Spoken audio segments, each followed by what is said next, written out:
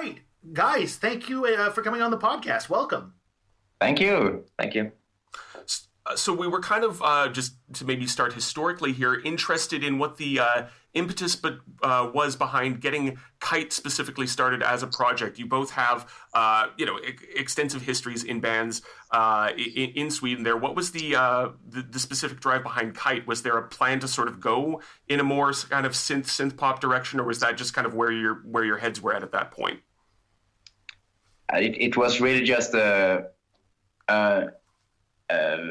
what do you say, anti the other band. We have been like in bands releasing albums, and we just got together for doing one song for fun. No ambition really, more like see what happens. And so we started really slow and didn't have any plans with it.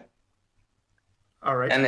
And at that point in Sweden, there were like no good like synth band. Mm-hmm. And all the indie bands in Sweden at that point was also very boring. So I think we did a mix of things that we were thinking was missing, like good indie and good synth. Yeah. And that's what I think what turned out to be Kite. Yeah. How long had you guys known each other before you started the project together? We didn't know each other at all before. Just we have seen each other on the street and played at the same festivals and maybe be one or twice at the same party, but we never really had talked to each other more or less. Never. No. So how did it come about that you guys sort of, did you just end up talking at a party or something like that, or? Something like that, I think, yeah.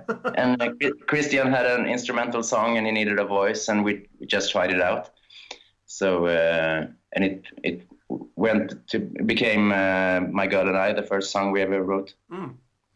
You mentioned there's sort of maybe being tired of, kind of being in a band and in a traditional sort of way with expectations maybe of touring or recording albums. Does that maybe, did that sort of feed into the decision to just work with the EP as a format then?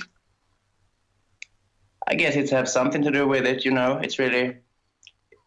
It's really hard to make a full-length album that is necessary. So, and also I guess.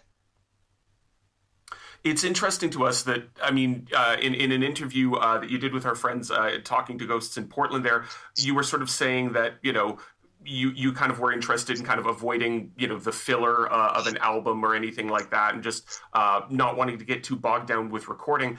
And in listening to the discography, like the resulting, whatever it is, 32 songs or something like that, like it's an incredibly strong group or collection of songs that you guys have released. There's no kind of weak links or anything like that. What is your sort of recording process like? Do you go in with just a series of 4 or 5 demos and go from there? Do you just start recording and say like, okay, fine, that's it, we got enough, and go with it? Or are there like outtakes, like versions of songs that nobody's heard that don't really make the cut? There is a lot of outtakes. We have, I don't know how many songs.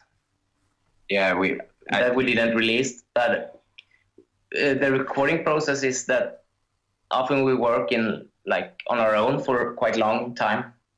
Mm-hmm. And then we meet in the studio and we try to puzzle the parts together and see if it can be a track, and then we do it like that for forever. Yeah, and it always almost every time it's like for every EP it's like 30 or 40 really bad songs, so we can do those as well. But when we have 5, we have worked enough and we want to go out and play. So then it's to do the other 5 to make a full-length album just ain't fun no more. We just.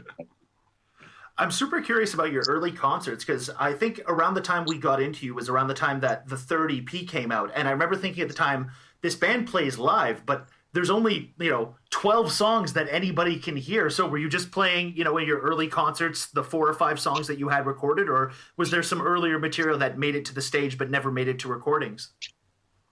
Like the first 2 years, I think we only played 5 songs live. Wow. Yes, it was very short. Leave them wanting more. Yeah. So now that you guys have like this giant, well, I guess not giant, but this very strong catalog of material, you've been doing, it seems like a lot of shows globally. I mean, I know you went to China a couple of years ago, you've been to Vietnam. I'm super curious about how crowds in those places that we don't really even associate with having, you know, a synth music scene respond to Kite. What's it like for you guys playing in those places? It's really good, actually. I don't know if they just are polite or if but they're really into it. And I don't know if they have heard music like that before, but it's and the gigs we do is like either small clubs, you know, where you can find indie people in China, you know, with Mohican and stuff, but also the big festivals are more like everyday people just want to have fun, but they're into it. Mm-hmm. Has there been any? I mean, it's a really interesting list of destinations, I guess, for a European band to have been able to check off or tick off or visit up until now. Any particular places or destinations that, you know, outside of the shows themselves were especially interesting or fun to travel to? China is interesting, but it's strange also. But yeah, and Hanoi was really cool. Yeah.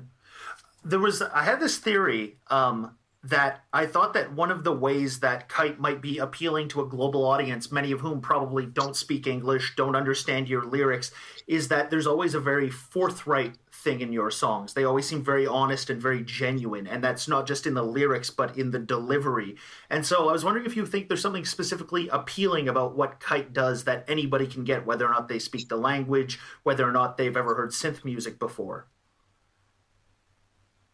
I think that the music is quite simple. It doesn't try to be something often it's quite huge productions and but still the chords and the melodies and like the vocals, everything is quite simple. Yeah. So I don't know, maybe that's the reason. If people like it worldwide, maybe. Yeah. Do you ever get to a point when you guys are working on material where like, no, that's too complicated, we got to simplify this? Always. The simpler way is always the better, but it's really hard also. Yeah. Sometimes you feel like in a song, you know, it's not done, then you have to do something. But if you have one simple line and you feel that it's enough, then you have a great song. If you have a simple line and you feel we need something more, you know, and then you do something more, and then it just gets worse and worse, you know. Mm. If you have one simple line that holds the whole song, you're home. There's been a few, I mean, whatever, not to, you know, list off a bunch of the whatever, but there's been a few individual just lyrics in Kite songs where I'm like, that's so simple, but at the same time, that is so damn clever. Like I remember kind of catching the wordplay in I'd rather skip the butt if there's an if and us. I'm like, oh, that's just the back and forth there of the words, and that it really ties everything together in that one. Okay, which song? If there's an if and us, I'd rather skip the butt, right? Like, have you heard that song? Oh yeah. We've heard and listened to all 6 of the EPs many times. Yeah, I almost forgot about that one actually. It's also super interesting to me that as much as there's this emphasis on simplicity and music that's very easy for people to get, that as time has gone on, it feels like Kite has gotten bigger. Like if you listen to Nocturne, that song is enormous. Like it sounds huge to me every time I listen to it. And yet, and if you compare that to sort of the production style that you were using on the earlier albums, like it feels like it's a much bigger song. So it's really remarkable to us that while the band has, you know, maintained that essence of simplicity, that you've managed to make sort of these grandiose and huge pop songs. Yeah, that's the direction I think we have this for every EP. It's more and more like large, big sounds, the same simple melodies, but it's more space in the music and less pop synth basses and stuff. Do you know if there's a particular impetus behind that? Is that sort of are there certain other artists that you're drawing inspiration from for that, or films or visual influences? Why do you think that is that you've been sort of moving towards that specifically in the last 2 EPs at least? I don't. I think for every EP we try to develop as much as we can. I think, and we don't want to do the same EP over and over. Mm-hmm. So I think, yeah, you're probably right. Something happened on the 5th EP, and I think we took a step from the 4th EP and stopped to use, as Niklad said, like the classic synth bass lines, and it doesn't have to be like a bass drum and like pumping all the time. And yeah, so I think the songs are more or less in the same way, but we changed the way in the production when we did it. And I think also when you play live, when we started, we played at small clubs, and it's pretty hard to be grandiose on in a bass. And if you get on a big stage, you realize that the slower songs are more heavy and better, and they just are more suitable for the bigger stages. And maybe that also is really nice to be on a big stage with slow, heavy songs. Yeah, you were talking again to our friends in Portland about that show that you did where there was a big film that was being screened behind you on a very large stage. Yeah. Yeah, is that? I mean, that sort of was making me think about the light show that we were able to see in Calgary specifically.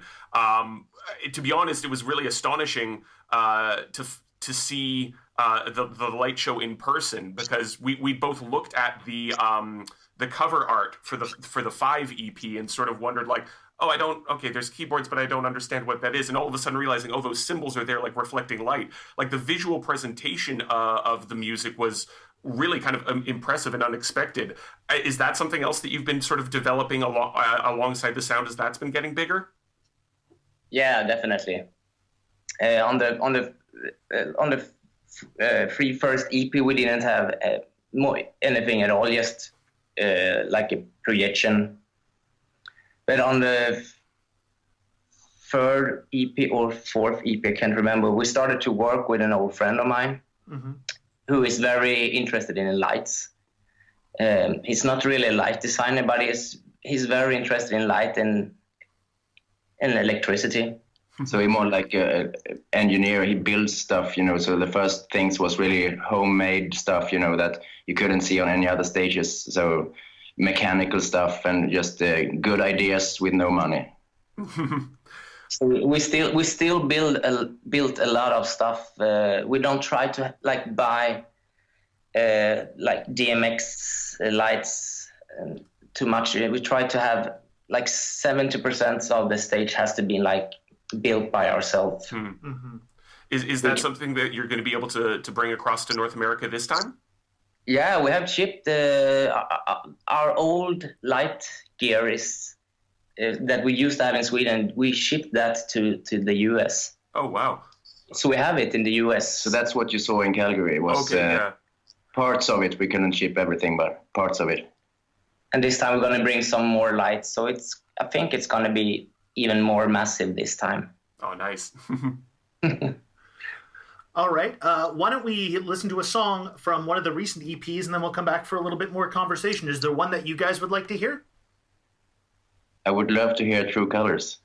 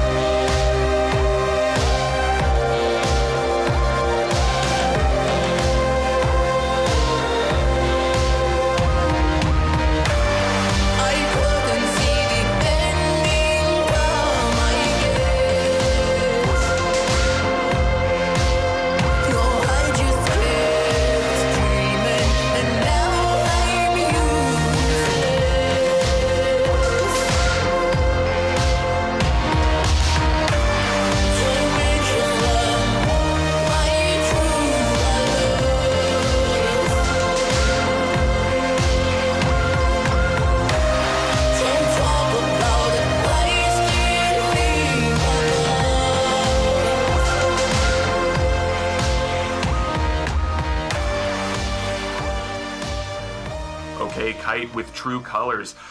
We were talking just a minute ago about the upcoming North American tour. How did the influence of, or the experience of going to North America for the first time, did that sort of prepare you for what's to come, or what are you looking towards, or how are you approaching this tour in particular, having been to North America once before? The last time we were over, it was really the best time we ever had in every way. So we just wanted to be like as good and twice as long, much more gigs, and maybe more people at some places. Do you find that there's a large difference between the way crowds react to you in North America versus the way they react to you in Europe, or specifically, in Sweden?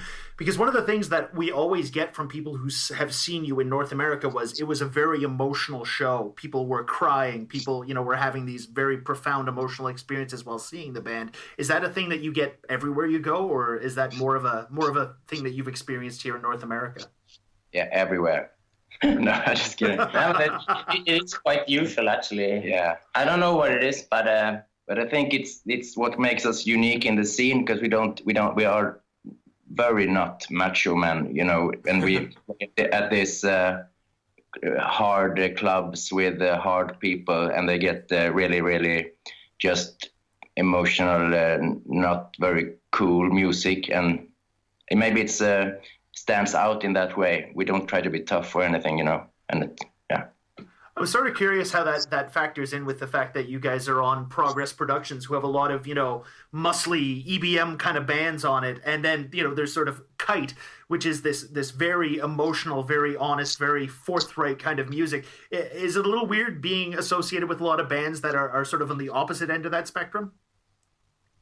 Yeah, in some way, because I see us more as an indie band using synthesizers than like an EBM or synth band. Mm-hmm.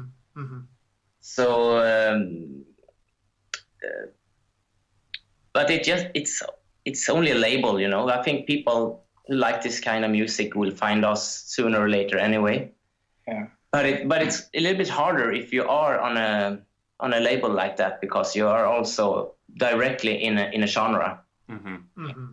And that can be really hard, because especially in Germany, if you are on an electronic label, you only play at electronic and like goth and synth festivals. Yeah. You don't play in indie clubs, because it's so decided by genre in Germany. Yeah, but also in Sweden we did that transpiration, what do you call we were, when we played our first gigs in Sweden, we were only synth audience, but then maybe someone took his sister along that didn't even like, oh, that's pretty good, and they don't like synth, and it spread. So now we're just like 10% of us are synth fans, and the rest are just music lovers. So we try to do that in hopefully Germany and hopefully USA as well. Start with the synth, the more underground synth scene, and maybe it can spread to more other people.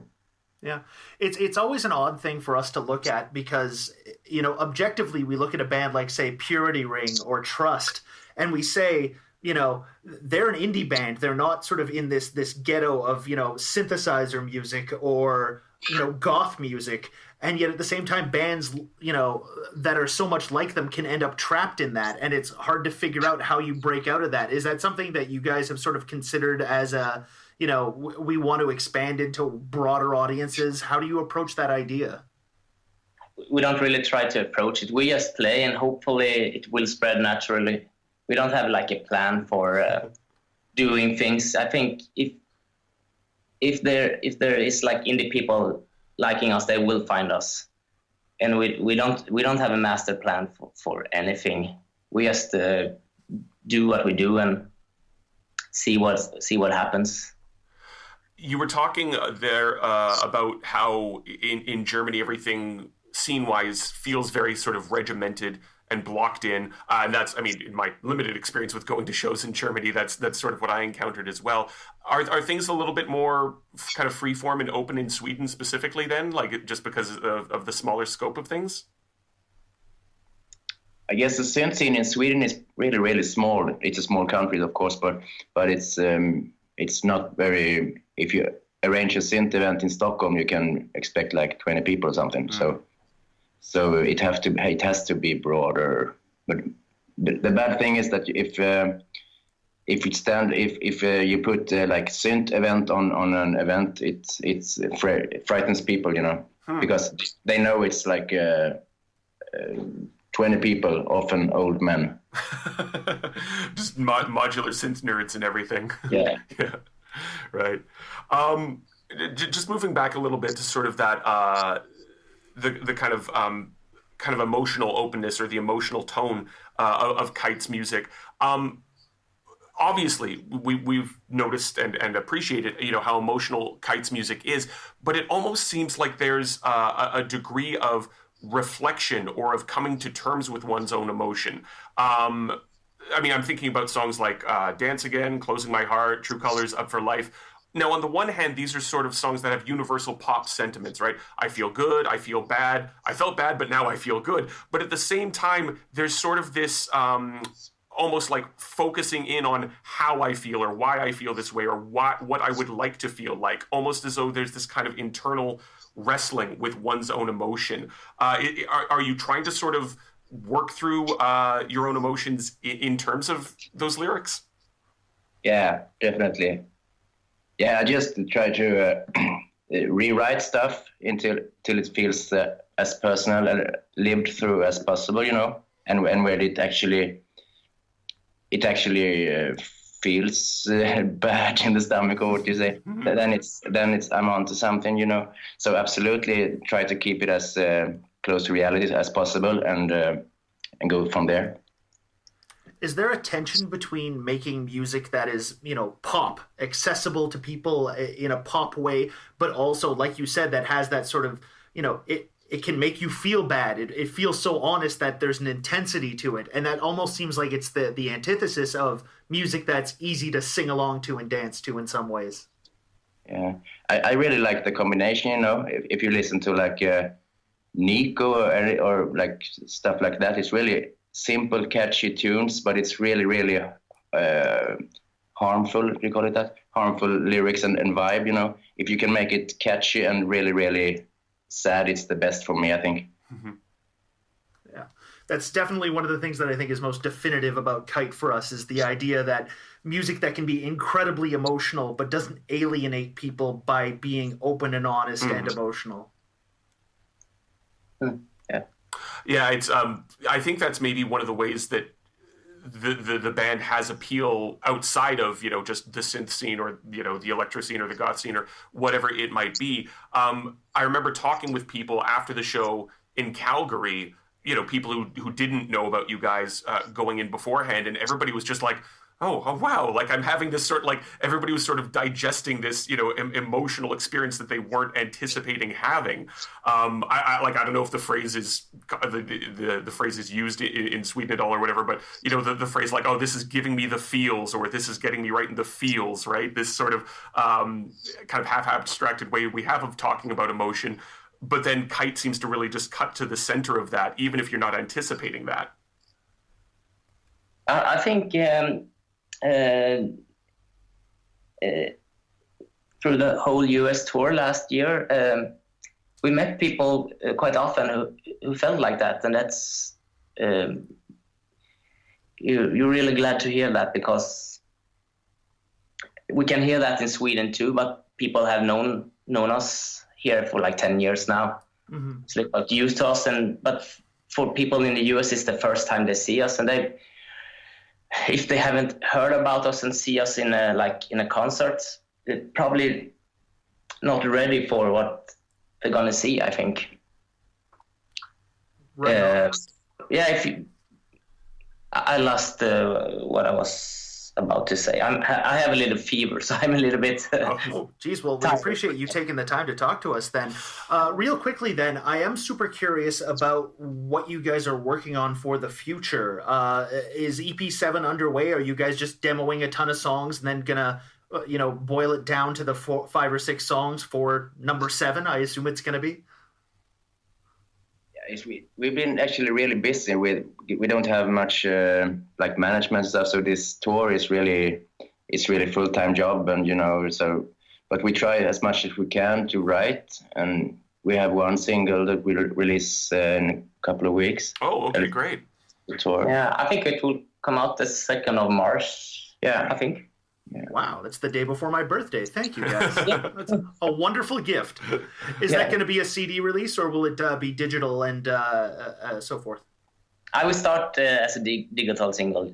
It's just a preview for the EPs, so we can write along and maybe try to another single and then maybe an EP at the end of the year if we're really lucky. Yeah, I think we have an EP in November. Yeah, and there will come a couple of singles before the EP. All right, excellent. So when is the first show? 28th of February in New York. Yes, Mercury Lounge, New York. And very first show ever in New York? No, last time we were in New York also. I don't remember the club name, but we were there. That was the first North American show last time, I believe, wasn't it? Yeah. And then you're wrapping things up at the end of March in Seattle. Is that correct? Yeah. All right. Okay. So hopefully you are there, and we'll definitely be there, and hopefully plenty of people will be able to catch the dates along the way. I'm sure they can find those just by going over to your guys' Facebook page. Yeah. Do you guys have another web presence, like a regular website? No. Okay. Cool. Then, all right. Is there a song that we can play to finish things off here? Play Nocturne. Yeah, Nocturne. Okay, sounds good. Thanks so much for being on the show, guys. Thank you. Thanks.